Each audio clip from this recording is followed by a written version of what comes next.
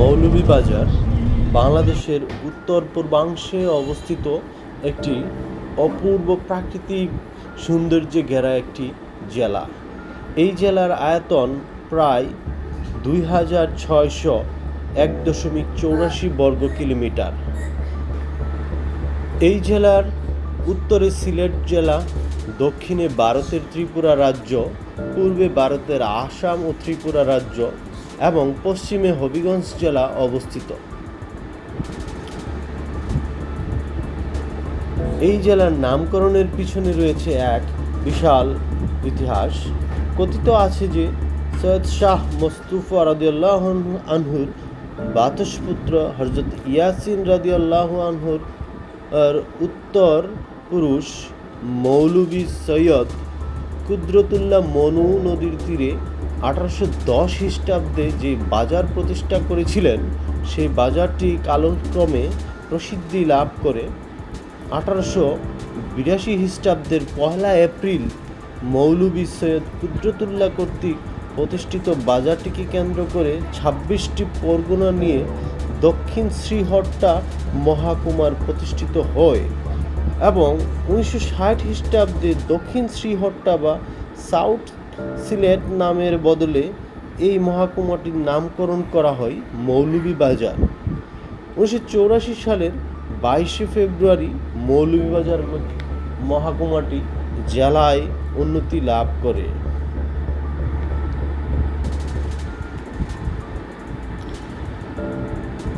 মৌলভীবাজার জেলাটি বাংলাদেশের একটি প্রথম শ্রেণীর জেলা। এই জেলার শিক্ষার হার প্রায় 42.63%, যার মধ্যে 45.6% পুরুষ এবং 38.5% হলো মহিলা। এই জেলায় রয়েছে অসংখ্য শিক্ষা প্রতিষ্ঠান, তার মধ্যে এখানে 24টি উচ্চ মাধ্যমিক কলেজ রয়েছে এবং 158টি মাধ্যমিক বিদ্যালয় রয়েছে। প্রাথমিক বিদ্যালয় রয়েছে 1103টি।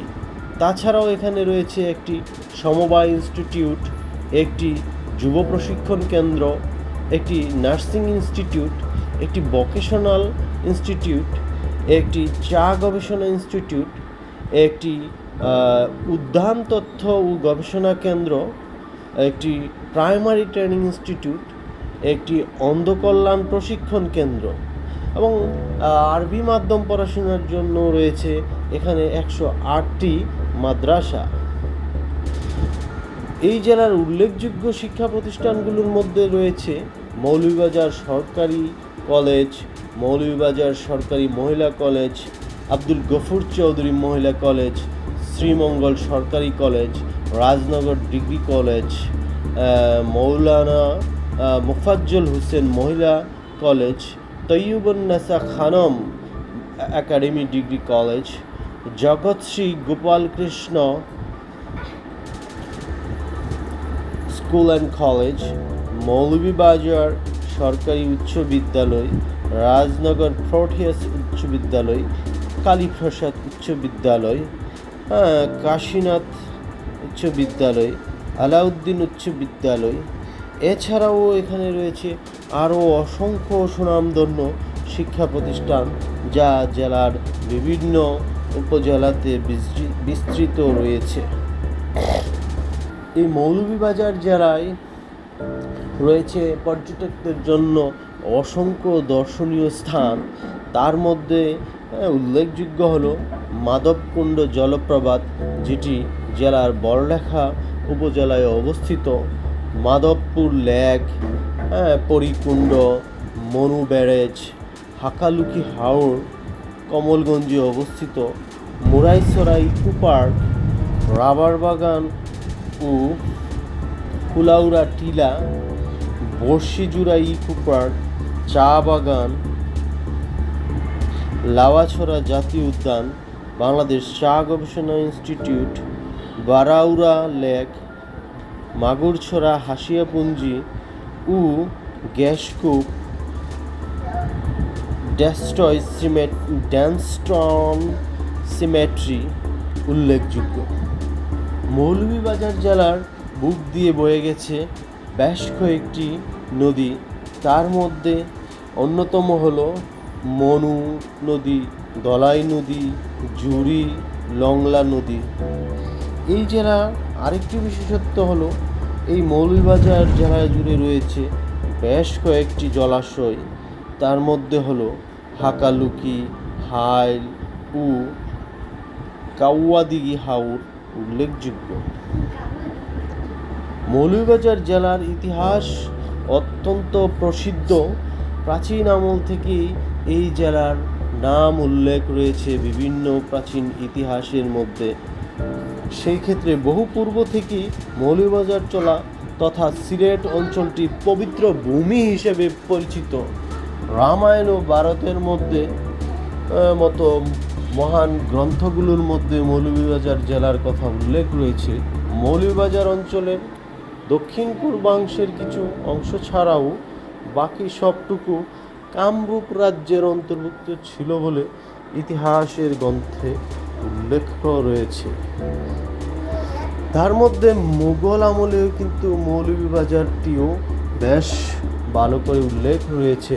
মুঘল সম্রাট আকবরের সময় এক যুদ্ধে ইটা রাজ্যের রাজা সুবিত নারায়ণের মৃত্যুর পর ইটা রাজ্যের সমভূমি 1610 খ্রিস্টাব্দে পাঠান বীর খাজা উসমানের অধীনে আসে এবং 1612 সালে সিলেটের অধিকর্তা মুঘল সেনাপতি ইসলামের খানের আক্রমণের পূর্ব পর্যন্ত ইটা রাজ্যের একচ্ছত্র অধিপতি ছিলেন খাজা উসমান। সুলতানি আমলে বর্তমান সিলেট অঞ্চল বাংলার সুলতান শামসুদ্দিন ফিরোজ শাহে 1301 থেকে 1622 সাল সময়কাল পর্যন্ত মুসলমানদের অধীনে আসে। আরবের ইয়েমেন থেকে আসা প্রখ্যাত দরবেশ হযরত শাহজালাল রাদিয়াল্লাহু আনহুর সিলেট আগমনের পর তার সঙ্গী সাথীদের মধ্যে অন্যতম হযরত শাহ মুস্তাফা রাদিয়াল্লাহ ইসলাম প্রচারের জন্য মৌলভীবাজার অঞ্চলে আসেন। তিনি বাগদাদের অধিবাসী ছিলেন। মৌলভীবাজারের শহরে তার মাজারও রয়েছে। ব্রিটিশ আমলে 1757 সালে পলাশীর প্রান্তরে বাংলাদেশের স্বাধীনতা হারানোর পরই এদেশের ইংরেজ শাসনের প্রবর্তিত হয়। ব্রিটিশ সরকার 1793 সালে চিরস্থায়ী বন্দোবস্ত প্রথা চালু করে তালুকদার ভিত্তিক জমিদার ও মিরাজদার শ্রেণী সৃষ্টি করার তাদের উপর এদেশের মানুষের কাছ থেকে খাজনা আদায়ের ভার অর্পণ করা হয়। জমিদার ও মিরাজদাররা অবিবেচকের মতন সাধারণ প্রজাদের কাছ থেকে খাজনা আদায় শুরু করেন।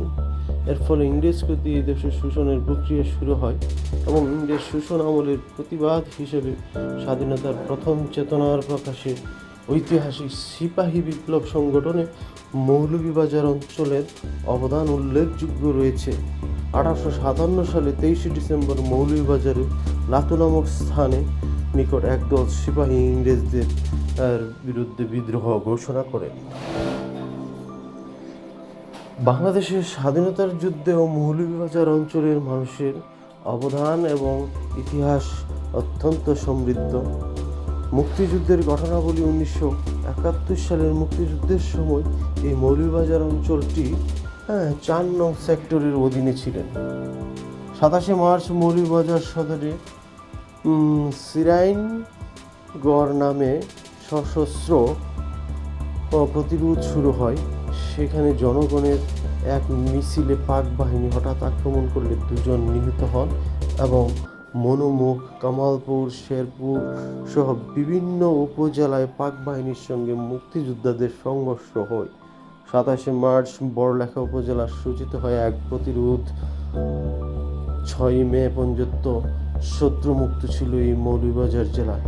এই সময় বিক্ষুব্ধ জনতার হাতে বেশ কয়েকজন পাক বাহিনী নিহত হয়। 29 মার্চ কমলগঞ্জ উপজেলার ইপিআরের জওয়ান ও মুক্তিযোদ্ধাদের সম্মিলিত প্রতিরোধে পাক সেনারা নিহত হন। 30 এপ্রিল পর্যন্ত শ্রীমঙ্গলে প্রবেশ করে হত্যা করেন লুণ্ঠন করেন পাক বাহিনীরা। সর্বশেষ 4ই ডিসেম্বর মৌলভীবাজারের জুড়ি শত্রুমুক্ত হয় এবং 6ই ডিসেম্বর বড়লেখা এবং রাজনগর উপজেলা শত্রুমুক্ত হয় এবং এই জেলাতে পাক বাহিনীর বিরুদ্ধে যুদ্ধ করতে করতে বীরশ্রেষ্ঠ হামিদুর রহমান শ্রীমঙ্গলের কমলগঞ্জ সীমান্ত এলাকায় শহীদ হয়েছিলেন।